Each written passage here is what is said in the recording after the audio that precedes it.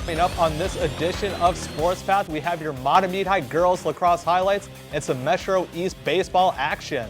We also talked to Mahtomedi baseball pitcher Sean Hjelle and his plans for post-high school graduation. And since most of you may not be familiar with lacrosse, we'll take a more in-depth look into the rules. All that and more coming up on the Sports Path. It is time to kick off the winter sports season here on TV 19 Sports.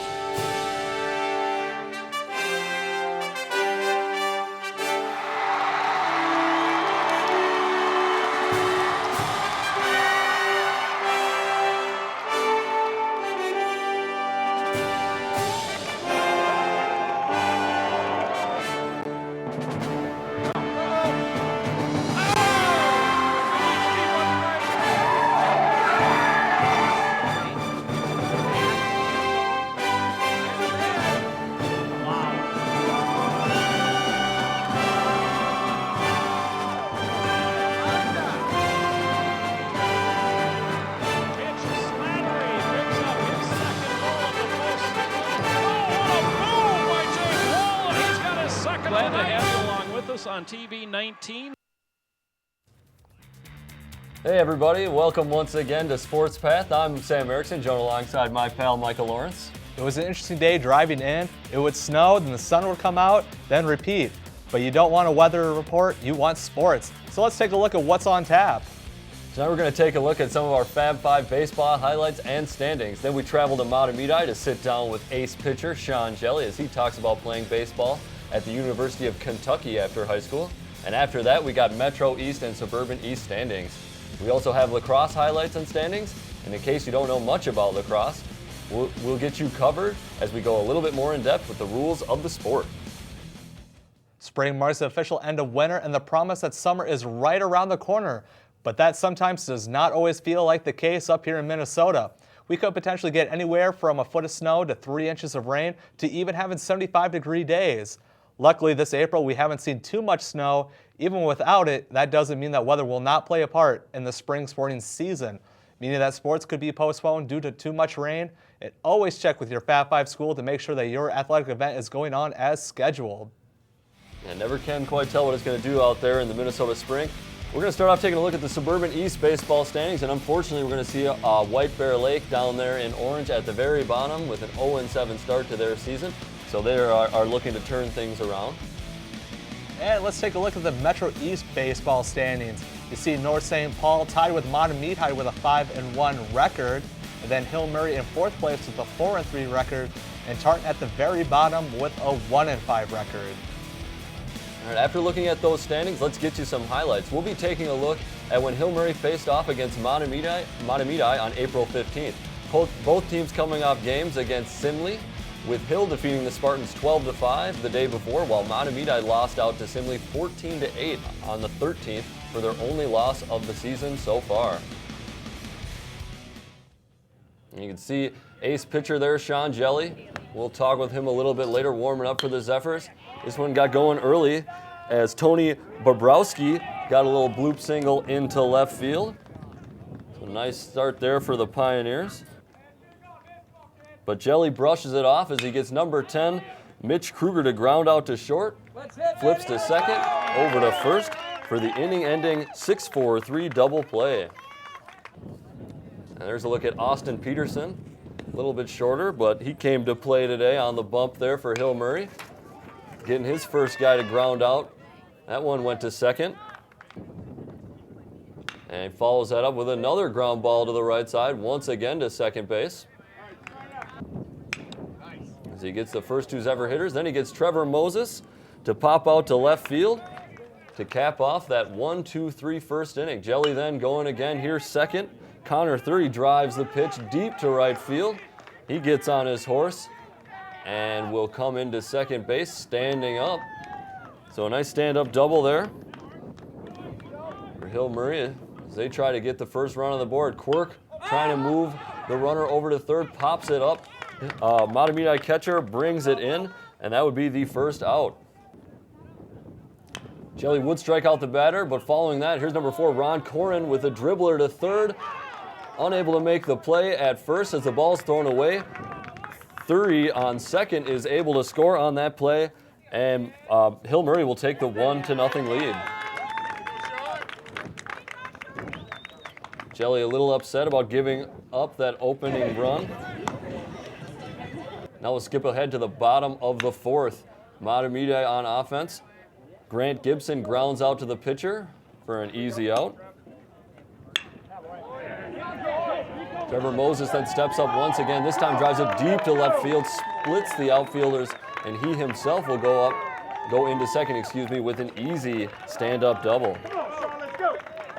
And with that runner in scoring position, number 2, Sean Hjelle will drive one to right field. Try and hit the cutoff man at second. The ball will get away, allowing the runner to score. And Mahtomedi ties this one at 1. Hjelle back on the mound. Walks Mark Kruger there. Mitch Kruger. And Connor Thury up once again. He grounds a hard one to shortstop. Shortstop misplays the ball, allowing both runners to be safe. Hjelle did get the first out in this inning via a strikeout. Jimmy Quirk now up once again. A little looping drive into left field. That will fall. Runner unable to score from second base. So that'll be bases loaded with 1 out. As you see, coach coming out there, gives some inspiration to Hjelle. And Hjelle gets it to work as he gets the ground ball right back to himself. Goes to the catcher. Catcher goes to first. They get the big double play, keeping this score deadlocked. Hjelle pumped up there, quick to give some praise to his teammates. Gotta love that. And Mahtomedi to attack on one here in the bottom of the bottom of the 6th to take it 2-1. Sat down with Coach John Hargrove of Mahtomedi a little bit earlier to talk about his team and the conference for the upcoming season. Well, the strongest part of our club this year is going to be our defense, I think. Because we got a whole new look with a whole new crop of guys. We got hit hard by graduation last year, but these guys are game ready to go. But I think our defense is going to be solid. We got to do that to back up our pitchers when Sean's not throwing, Sean Hjelle. And we're able to swing the bats pretty well too, which we've shown in the last couple of weeks. So between our offense, putting the ball in play, and our defense, going to be our strengths. Well, I think the conference is kind of up for grabs. I think we all got hit hard last year. A lot of good pitchers graduated, but there's a lot of young guys coming. And so I think anybody can maybe on a given day. South St. Paul, we just played today. He's got a couple good arms, and it's just matter who you catch on a given day. But I think the team that wins it is going to have a few losses, so you got to be ready every time out. In those previous highlights, you may have noticed that number 21 was much taller than everyone else. And you would be right, as that player is Sean Hjelle, who stands at an opposing 7 feet tall on the pitching mound. We made the short trip to Mahtomedi to ask Hjelle about his love for the game and playing for the Kentucky Wildcats after high school.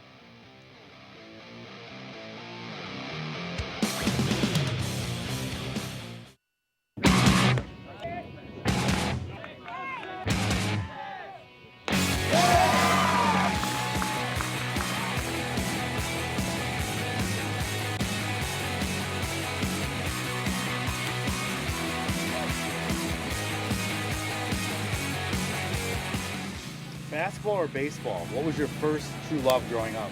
Baseball. It was always baseball. I love playing basketball. My mom loves basketball. My whole family loves basketball. I love basketball, but I always tell people that basketball is a love, but baseball is a passion.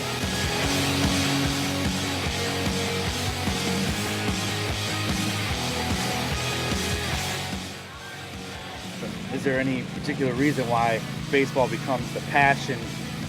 To me, I think it's basketball, it's a team sport, but there can be one guy that can kind of take over and take over a game. And in baseball, every single guy, all 9 guys in the field, all 9 guys batting, everybody has to be clicking on the same cylinders, and you have to do the little things, and that's how you get a win.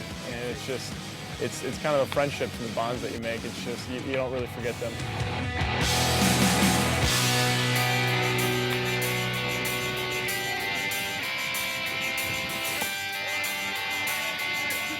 First baseball memory, I'd say it'd be kindergarten. I was playing in-house with first graders, and I hit a quote-unquote triple. There were a few errors probably here and there, but I remember I hit a triple, and I was pretty pumped up about that because I was playing a grade up. So I guess, yeah, that would probably be my first baseball memory.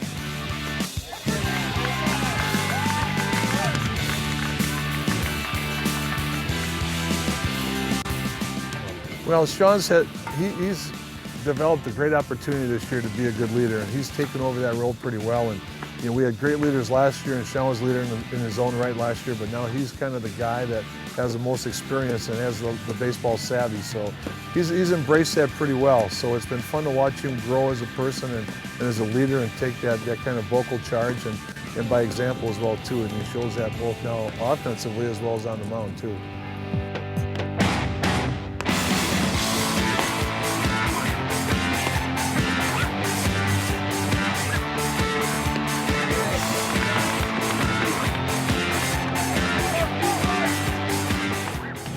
Why Kentucky, and were any other schools in consideration on your future?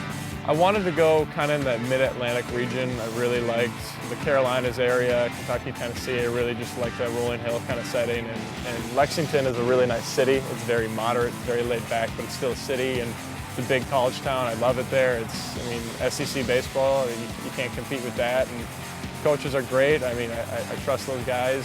I know what I'm going to get when I get there, and it's just, I'm ready for the experience. I'm excited. I love it down there as soon as I stepped on campus.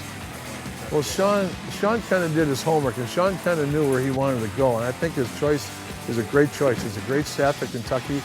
He's in a tremendous conference with the SEC, and he knew what he wanted, and he went out and he just continued to perform well, and the guys gave him opportunity, and he kind of made a very good choice. That if I was his dad, I'd be very proud of what he did. But he did most of that on his own, without a whole lot from us. But he kind of guided himself pretty well. So, what are a couple of your first goals that you want to accomplish once you arrive on campus at Kentucky?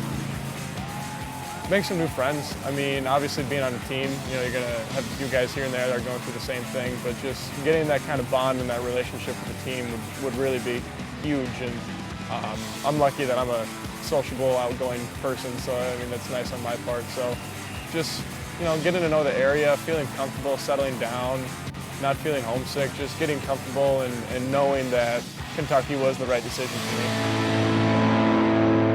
Boy, seems like a real good kid. We want to wish the Zephyrs good luck on the rest of their season, and certainly Sean the best of luck for his future. Always interesting to see that a 7-footer choosing baseball over basketball. But after the break, we go back to Mahtomedi for girls lacrosse as they take on Mounds View, where we break down some of the rules for lacrosse.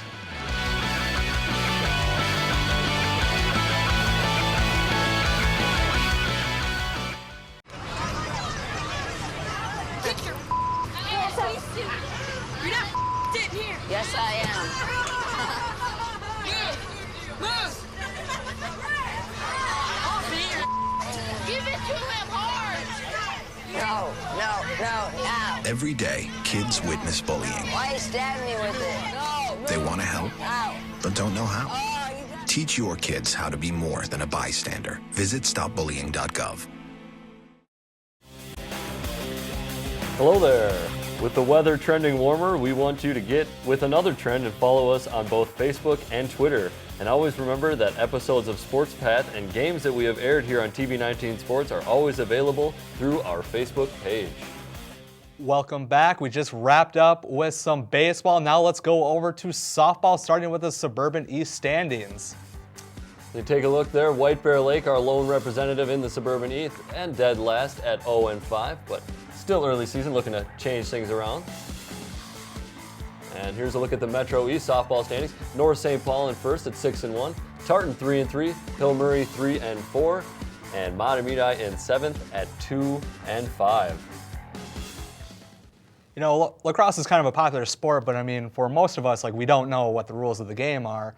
They play 25-minute halves for a full 50 minutes, and each coach gets about 2 timeouts.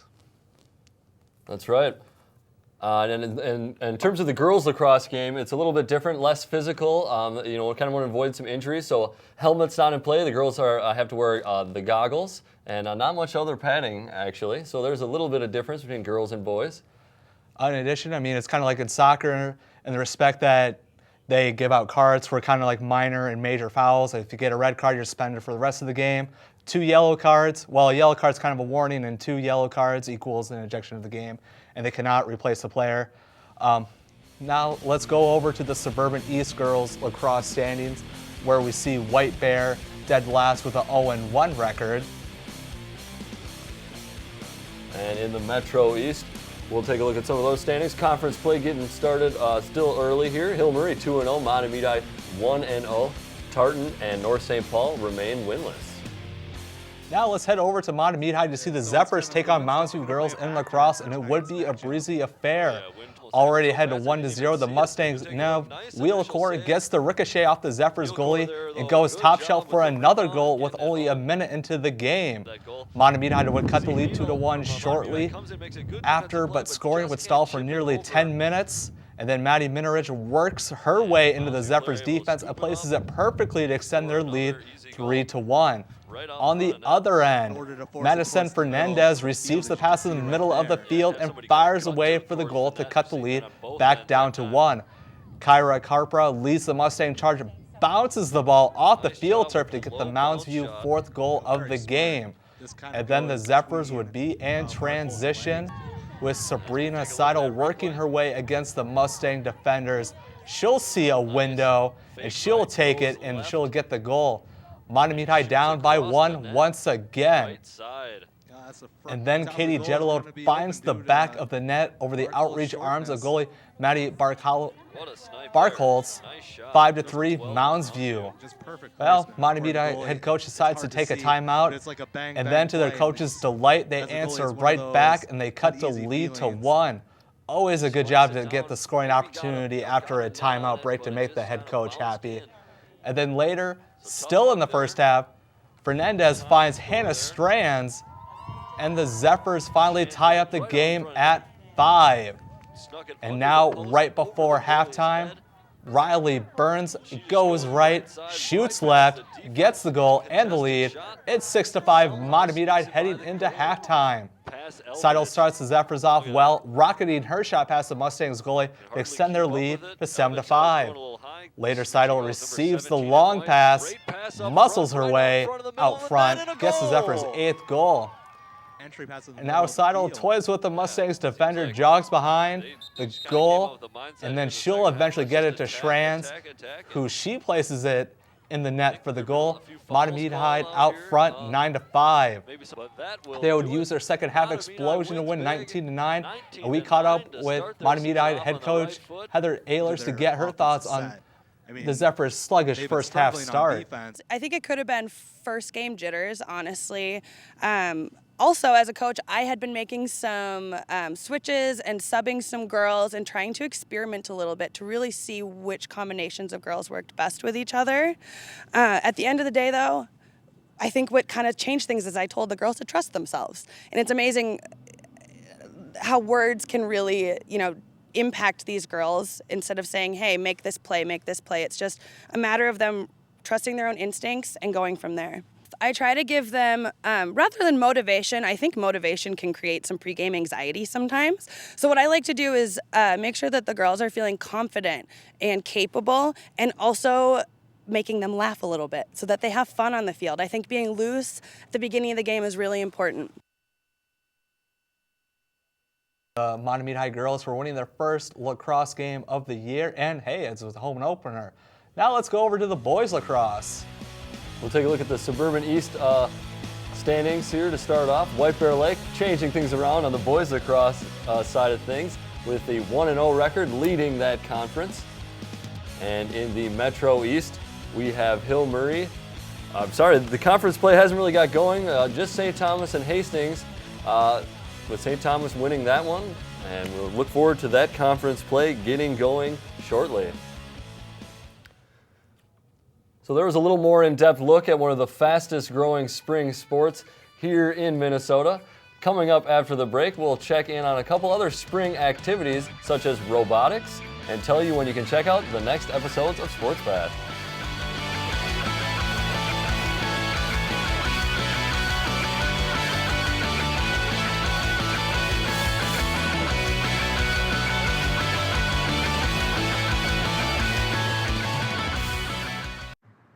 How can I help my daughter with her reading? Searching for help with Dachshund Reading.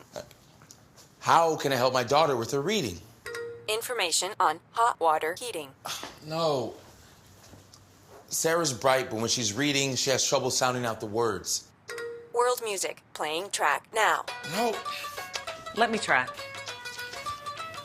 Our daughter gets confused about which details in a story are important. Which paper towels are most absorbent? What? Here are 5 product reviews. Why are you not getting me? See, I told you.